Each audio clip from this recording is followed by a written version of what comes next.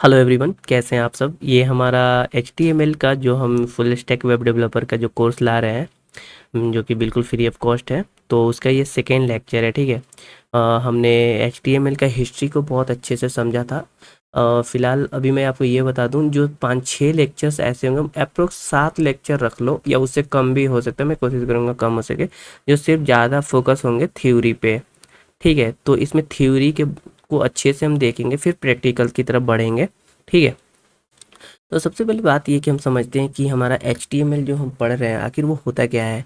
तो HTML आपका होता है एक हाइपरटेक्स्ट मार्कअप लैंग्वेज होता है। मैंने हिस्ट्री के वीडियो जो बनाया था उसमें भी ये चीज़ों को मैंने डिफाइन किया था, बट यहाँ पे समझना हमारे लिए बहुत ज़रूरी है। ये हमारा एक मार्कअप लैंग्वेज है जिसका यूज़ हम करते हैं वेब पेज को क्रिएट करने के लिए, ठीक है। ये जो HTML होता है वेब पेज के स्ट्रक्चर को डिस्क्राइब करता है, ठीक है। वेब पेज, जो भी हमारा वेब पेज हो, सपोज करो ये हमारा एक वेब पेज है, ठीक है।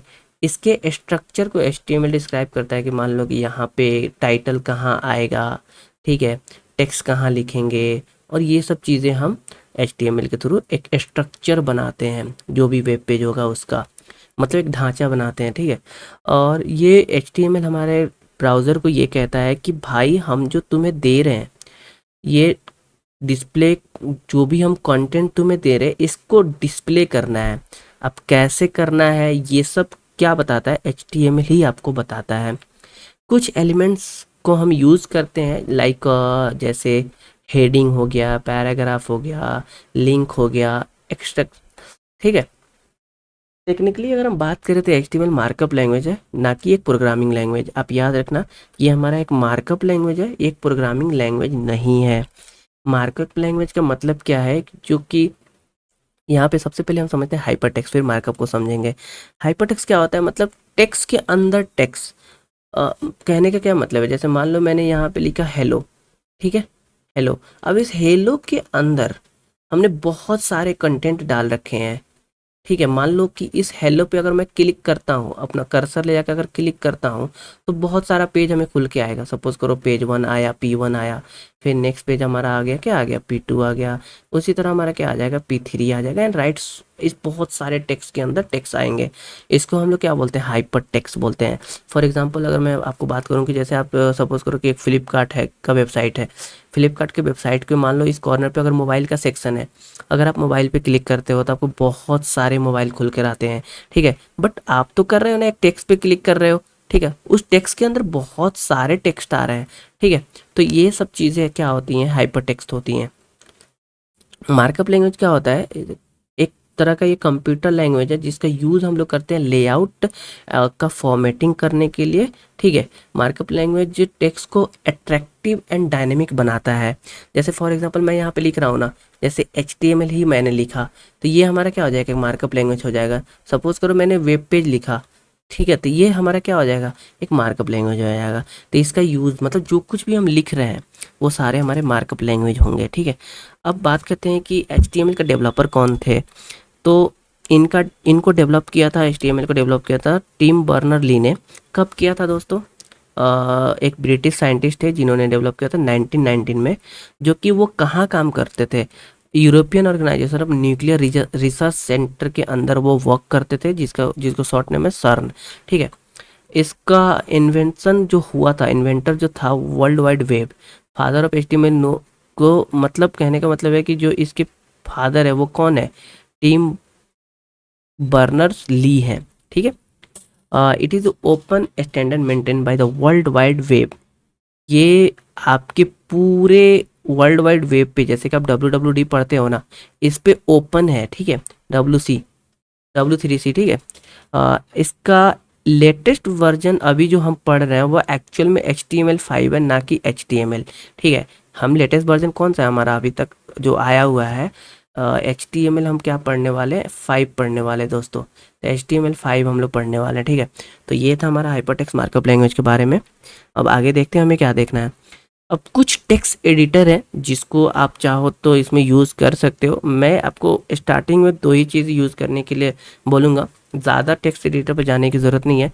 पहला चीज़ तो आपका नॉर्मल जो नोटपैड है, सॉरी, जैसे नॉर्मल आपका नोटपैड है जो आपके सिस्टम में दिया हुआ है, उसको यूज़ कर सकते हो, ठीक है। और दूसरी चीज़ है कि आप node note pad plus plus download कर सकते हैं विंडोज़ के लिए, और विजुअल स्टूडियो को डाउनलोड कर सकते हैं। ये मैक में भी चलेगा, ठीक है, और विंडोज़ में भी चलेगा और लिनक्स में भी चलेगा, ये याद रखना। सबलाइन टेक्स्ट है, मतलब इस बहुत सारे चीज़ें हैं। तो नोटपैड डाउनलोड करने के लिए आपको क्या करना होगा, सबसे पहले आप चले जाओ अपने किसी भी ब्राउज़र पे, जो ब्राउज़र आप यूज़ कर रहे हो। फॉर एग्जांपल एक सेकंड रुक जाओ, मैं ब्राउज़र पे चलता हूँ। तो यहाँ पे मैं कोई भी ब्राउज़र, लेट सपोज कि मान लेता हूँ मैं यहाँ पे क्रोम ब्राउज़र खोल लेता हूँ, ठीक है। हमें क्या डाउनलोड करना है, notepad, notepad plus plus inter करो, ठीक है। यहाँ पे नोटपैड शो होगा आपको, यहाँ से डाउनलोड पे क्लिक करो, फिर ये जो लेटेस्ट वर्जन है इस पे क्लिक करो, ठीक है। अब देखना यहाँ पे डाउनलोड के लिए एक ऑप्शन आ जाएगा, तो इसको डाउनलोड कर लो, ठीक है। अब देख, आपके इंटरनेट कनेक्टिविटी के थ्रू ये डाउनलोड जितना तेज़ हो सकता है उतना तेज़ होगा, ठीक है। तो यहाँ पे डाउनलोड होगा, सिंपल आप इंस्टॉल कर सकते हो। जब मैं कोडिंग इसका जो कोड लिखाना शुरू करूँगा तो मैं इसको इंस्टॉल करके बताऊँगा, ठीक है। अभी फ़िलहाल हम चलते हैं अपने थ्योरी की तरफ। तो नोटपैड आपने समझ लिया, कोई सा भी एक डाउनलोड कर लेना है, फिर आपको यूज़ करना है, ठीक है। अब हम बात करते हैं कि इसका फ़ीचर क्या है। मार्कअप लैंग्वेज जो होता है वो एक तरह का markup language that use tags and element to define the structure and content of web page. जो एक्चुअली में जो मार्कअप लैंग्वेज है वो टैग का यूज़ करता है, और एलिमेंट, टैग और एलिमेंट को भी हम समझने वाले हैं, अभी टेंशन नहीं लेने का, ठीक है। अभी मैं समझा देता हूँ। सपोज करो, मान लो मेरे पास कोई एक H1 टैग है, इसको H1 बोलते हैं, ओपन और क्लोज। इसके अंदर हमने H1 लिखा तो इसको टैग बोलते हैं। और जब ये ओपन हुआ है ना, तो ऑब्वियस सी बात है इसको क्लोज भी हमें करना ही होगा। अब इसके अंदर जो कुछ भी हम लिखेंगे ना, इस चीज़ को हम लोग क्या बोलेंगे, कंटेंट बोलेंगे या एलिमेंट बोलेंगे, और इसको क्या बोलेंगे हम लोग, टैग बोलेंगे। अब समझ में आ गई चीज़ें। अब इसका डॉक्यूमेंट जो भी हम करते हैं उसका स्ट्रक्चर एक्चुअल में क्या होगा। तो सबसे पहले तो आपको ये चीज़, सबसे पहले आपका आएगा HTML, इसका स्ट्रक्चर लिख रहा हूँ, जो भी हम कोड लिखने वाले हैं उसका स्ट्रक्चर मैं आपको बता रहा हूँ।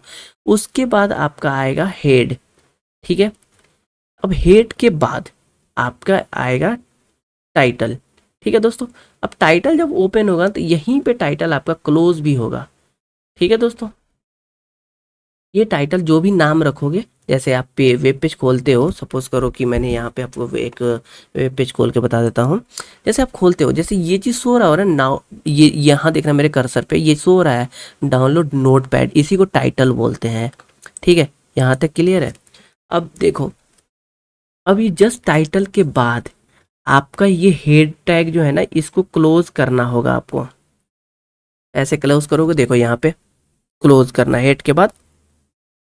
उसके बाद आपका शुरू होगा बॉडी। अब बॉडी के अंदर जो कुछ भी आप लिखोगे, जो कुछ भी आप लिखोगे वो सारा आपके वेब पेज पे शो होगा, ठीक है। उसके बाद आप हेडर फुटर बहुत सारे चीज़ें आप लगा सकते हो, ठीक है। तो यहाँ तक हम जब कोड करेंगे तो हमें बहुत अच्छे से क्लियर होगा। अब समझते हैं हाइपरलिंक्स क्या है। जैसे सपोज हम मान लेते हैं कि मेरे पास इसको क्या पढ़ते हैं हम, एंकर टैग पढ़ते हैं। इसको क्या पढ़ते हैं, एंकर टैग पढ़ते हैं, जिसका यूज़ हम करते हैं लिंक करने के लिए किसी भी पेज को, ठीक है। That allow user to navigate between web page on external resources. Suppose करो मैंने एंकर टैग लिखा, ठीक है, SRC के अंदर, सोर्स के अंदर मैंने गूगल का लिंक पेस्ट कर दिया। उसके बाद मैं यहाँ पे लिख दे रहा हूँ गो टू गूगल। अगर मैं गो टू गूगल पे क्लिक करूँगा ना, तो मैं डायरेक्ट गूगल के पेज पे चला जाऊँगा, ठीक है। ये सब करके देखेंगे हम लोग। और उसके बाद टेक्स्ट फॉर्मेटिंग क्या होगा। HTML बहुत सारे टैग हमें देता है फॉर्मेटिंग के लिए, जैसे कि H1 से H6 तक। ये हेडिंग के लिए यूज़ करते, H1 सबसे बड़ा होता है और H6 सबसे छोटा होता है। पैराग्राफ हो गया, बोल्ड हो गया, स्ट्रॉन्ग हो गया, इटैलिक हो गया, इस तरह से, ठीक है। ये सारे टैग्स हैं। अब बात करते हैं लिस्ट की। तो कुछ ऐसे लिस्ट होते, जैसे हमें कुछ चीज़ों को लिस्ट करना है, जैसे 1 2 3 4 5, इस तरह से हमें चीज़ों को इंडिकेट करना है, दर्शाना है, तो उसके लिए हम लिस्ट का यूज़ करते हैं, ठीक है। जैसे फर्स्ट ऑर्डर लिस्ट की अगर हम बात करेंगे तो OL यूज़ करेंगे। उसके अंदर हम एलाई टैग का यूज़ करते हैं लिस्ट लिखने के लिए, आइटम्स को शो करने के लिए। फिर अगर हम बात करें अनऑर्डर्ड लिस्ट की, तो उसके लिए UL शो करेंगे। अनऑर्डर लिस्ट कब शो करते हैं कि हमें अपने वेब पेज पे आइटम को शो नहीं करना है, कोई भी आइटम नहीं शो करना है, उस कंडीशन में UL का यूज़ करते हैं। डिफिनेशन, जैसे डिफिनेशन फॉर एग्जांपल मान लो मैंने HTML लिखा अपने वेब पेज पे, मैं चाहता हूँ ना कि ये HTML का डिफिनेशन भी शो हो, उस कंडीशन में हम लोग क्या यूज़ करेंगे, DL DT और DD, इस तरह से हम टैग यूज़ करेंगे। आगे के वीडियो में आपको सब देखने को मिलेगा। तो इस तरह से हमने देखा लिस्ट के अंदर। और फॉर्म के अंदर भी कुछ एलिमेंट्स होंगे। फॉर्म क्यों यूज़ करते हैं हम इंटरएक्टिविटी के लिए करते हैं, ठीक है, और यूज़र से कुछ इनपुट डेटा कलेक्ट करने के लिए करते हैं। जैसे मैं यूज़र को बोलूँगा भाई अपना नाम डालो, फिर मैं यूज़र को बोलूँगा आप अपना फ़ोन नंबर डालो, ईमेल आईडी डालो, पासवर्ड डालो। तो मतलब हम क्या कर रहे हैं, यूज़र से डेटा कलेक्ट कर रहे हैं, ठीक है। तो इस कंडीशन में हम फॉर्म का यूज़ करेंगे। ये सब देखेंगे, फॉर्म क्या है, सेलेक्ट क्या है, टेक्स्ट एरिया क्या है, और सारी चीज़ें, बहुत सारी चीज़ें देखने वाले हैं। अब हम बात करते हैं सिमेंटिक टैग की। तो HTML5 में सिमेंटिक टैग को इंक्लूड किया गया। इसका मतलब क्या होता है कि ये डायरेक्ट बताता है कि जो कुछ भी आप लिखे हो ना, जो कुछ भी कंटेंट लिखे हो, उसका मीनिंग डायरेक्ट बताता है। फॉर एग्जांपल मैंने हेडर लिखा है तो ये डायरेक्ट शो कर रहा है कि आप हेडर की बात कर रहे हो। नेव मैंने लिखा तो ये बोल रहा है कि आप नेविगेशन टैग की यूज़ कर रहे हो, नेविगेशन के लिए आप इसको यूज़ किए हो।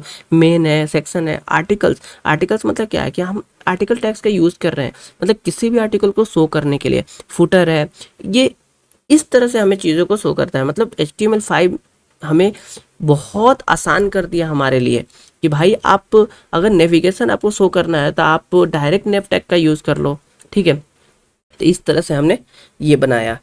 अब इसके बाद हम देखते हैं कि हमें क्या पढ़ना है। हमें पढ़ना है रिस्पॉन्सिव डिज़ाइन के बारे में।